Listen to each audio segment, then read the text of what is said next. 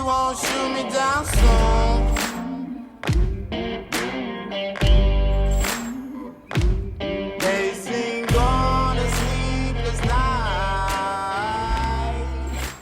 Try to catch me howling at the moon. There's a 3-mile limit that you can't get inside of that 3-mile limit down Chatham because all the lobster fishermen got their gear out. But that's where all the flounders were. So at nighttime in fog, we would go in.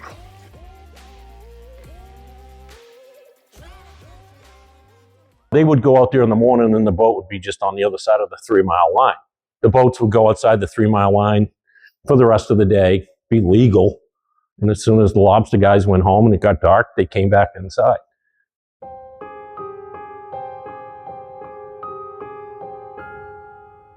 We were fishing inside the limit, eating 50, 60 baskets at one time.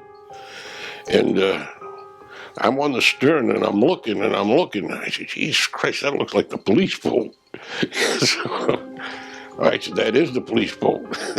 I ran down the engine room, climbed under all the nets, spare nets that we had, and I threw them over top of me, right? And I heard the boat go out of gear. I said, oh, they're on the shallow G now, because they just got off the Shirley and rolling.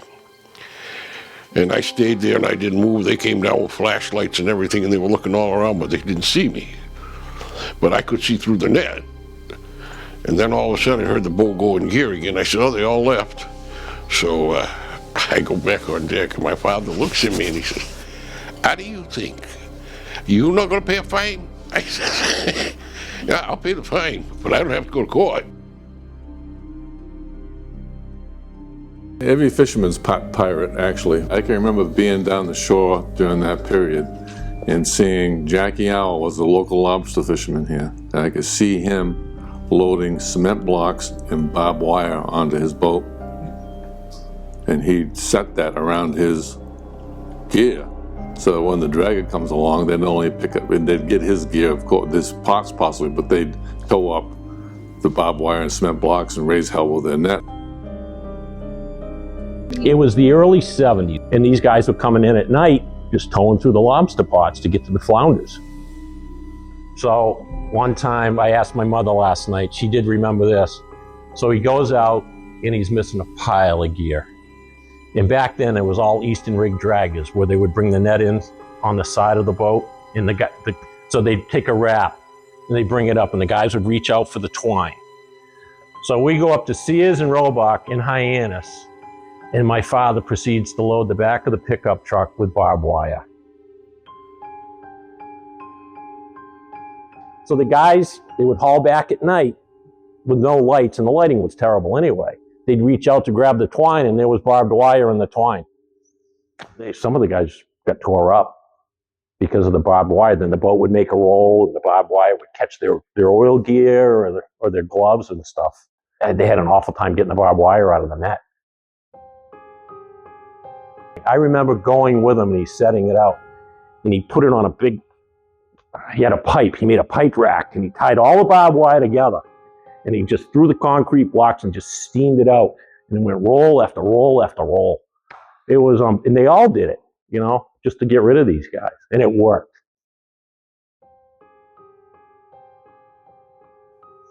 He wasn't the only one. Ralph Long did the same thing, and I know Rip Griffin did. They all go up and they get barbed wire. They tie a rope to the end of the barbed wire with cinder blocks, and they just ran it out. Spool after spool after spool.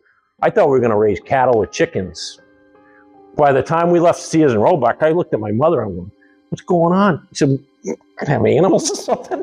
She goes, no, your father figured out a way to get at the draggers. They were destroying his livelihood and taking the food off his table. Yeah, I know there was 4 of them that suffered real bad. I mean, it was, you know, you see these lobster wars, but these were, back then, everybody did their own thing. They weren't waiting for the government to help them. They just decided how they were going to do it.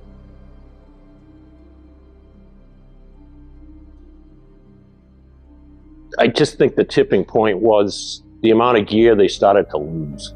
You know, their season was coming to an end because they didn't have any traps to pull. You know, they would go out there. I don't know what they had. I don't think they had the amount of traps back then. I think they had 300 or 400 traps. And when you go out there and you're losing, I think my father said he'd back, and best I can remember, because this was a very long time ago, he figured he had lost 100 within a couple of weeks. Well, it was hard back then. The electronics weren't good, finding your way in and out of the harbors, and they particularly did it on the foggy nights when nobody's going to see. They would tow at night with no lights on. They didn't have their lights on their boats at all. They came in, threw the net over, and they would tow, and then they would tow to outside the 3-mile line to haul the net back where they could turn on all their lights, dump their bag of fish, steam back over the line, throw the net over, tow inside with no lights on. The dragger that caused a lot of trouble for them was out of New Bedford. It was the Lark was the name of the dragger. A guy named McCarthy was skipper of it, and they had an ongoing battle. There was a whole lobster war that went on at that time.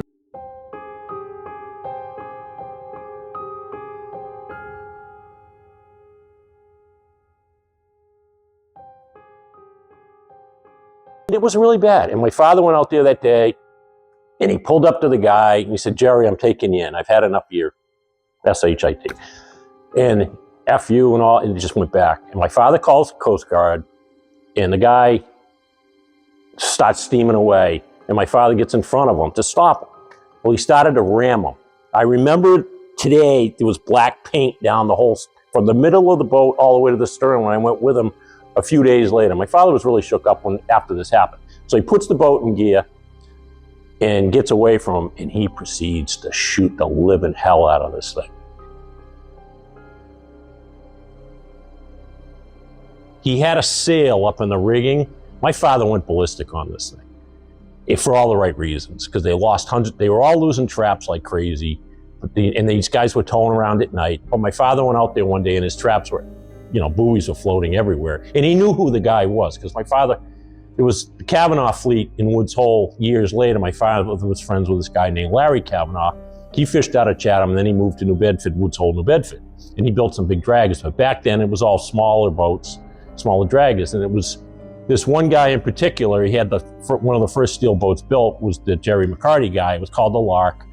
And it was an eastern rig. The house was on the back of the boat. And later in the years, they moved the house forward.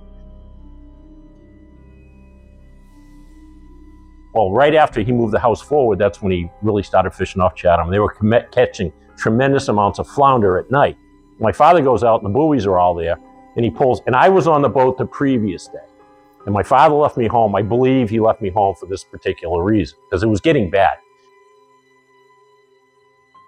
There's all kinds of stories about Jackie Hour coming up onto a dragger and said, taking his gun, coming up alongside, pointing it at the wheelhouse and say, "You stop right now and haul back.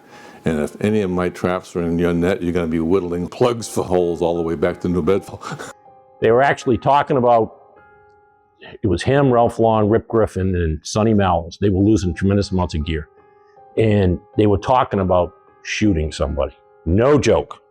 They were going to shoot somebody, run into Horns Marina. They were going to paint the boat a different color, shoot somebody, go back and paint the boat back to the original color it was supposed to be. And he chased it all the way, and he's waiting for the Coast Guard to come out, and they couldn't get their crap together to get going. And the government was aware of all this, and he chased them halfway. He went around one-on-one. He was shooting away, just shooting away. My father was very colorful. But Kavanaugh, he had a couple of draggers built in the 80s, and I went to work for him one winter, and there was the guy, what they call the engineer on the boat, and he was in charge of keeping the boat going, the hydraulics, maintain the engine while the captain did his thing. These were state-of-the-art boats, and Larry wanted me to go fishing with him, and I did, and this guy comes up, and Larry goes, "John, this is Joe Sam." That was his name. I don't know what his last name was. He had the biggest hands I ever saw on a guy. Tough, just a tough guy. Didn't look tough, but he had he'd been through everything in his, fisherman in the worst weather back then. He had hands twice the size of mine. And Larry goes, "This is Jackie Hour's son." The guy, "Come on." They were drinking beer at this bar, the lee side. "Jesus Christ, your father almost killed me." And he shot out the glass in the wheelhouse on one boat. In this boat, the Lark, you could, after this war settled down, you could always recognize it because its steadying sail had all kinds of patches in it from, I mean, those are the stories. Yeah, well, he knew he was in the wrong because he tried to ram my father's boat. He tried to sink him. So he was no better. What was he doing there? He was breaking the law. What my father was doing was trying to protect his business. Jerry tried to, sink him, which was an act of trying to kill him. My father, he said, when I looked up and he saw the boat coming, he just couldn't believe he was going to hit him. And when he hit him, the boat kind of got pushed around, but just black paint and steel against a wood Novi boat. The wood's not going to survive. Because I was fishing with my father, I would just go with him. If I would see the boats, and he'd go out and just him and all the other guys. They were in a raid, tirade because they were just losing pots, which was bad enough, but they were losing their income too.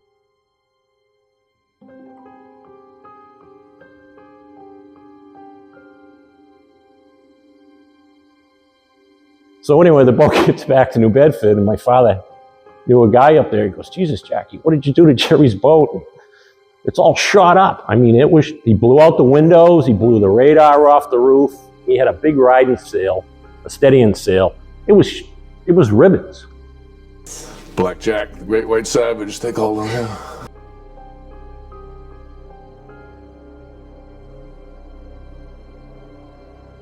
The federal marshals were with my father that night. They finally decided they're going to put an end to this because my father had shot at Jerry. The word got out what had happened. The feds are like, somebody's going to die. And like I said, Jackie Hour actually went out there on foggy nights and brought the state shellfish warden with him, waited for him with a weapon. Ed Harding was his name. He worked for the state. He was a Fed, I think, all for the state. And him, Red Madden, and some other Feds went out there. My father's boat. It was a thick fog night. Electronics back then were terrible. And they could see the boats on the radar, and they come flying out of the fog up on one of the eastern rigs that was towing, which was, I don't know the name of the boat. His name was Ainsley Cape. That's the guy's name. Well, anyway, my father comes up beside. They're inside the 3-mile limit, towing through everybody's gear. It's not the guy they wanted. But the fishing was so, they were catching tremendous amounts of flounder, and these guys were breaking the law because they were making a lot of money.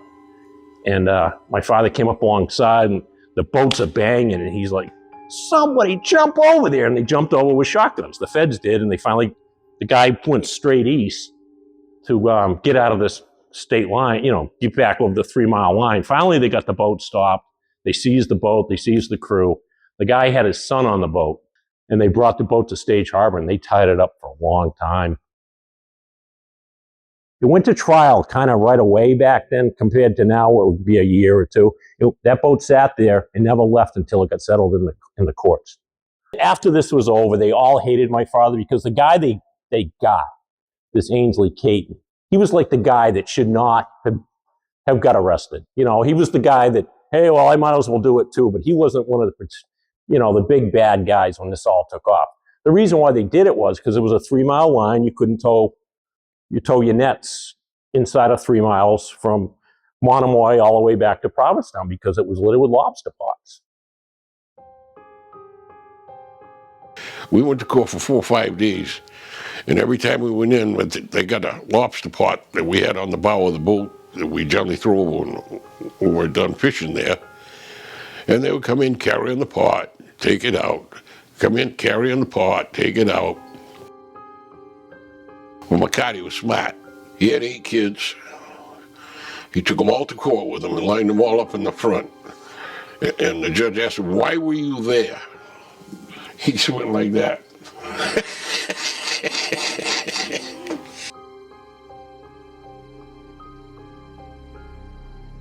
Oh yeah, it's like any business. You try to get away with whatever you can.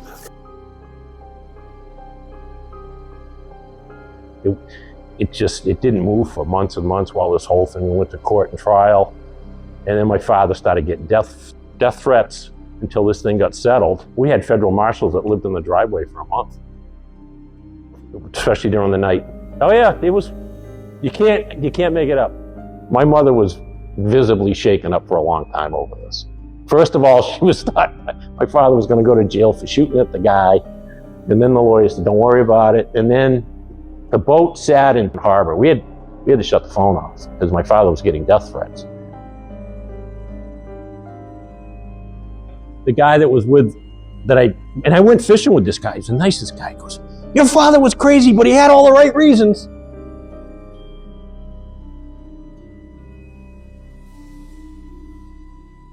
Like I said, back then, the guys did it themselves, you know? And if the guy did it to a guy for no reason, the other guys would defend that guy. But like what my father was doing with the other guys, trying to protect their livelihood and their business, I don't think anybody had a problem with it.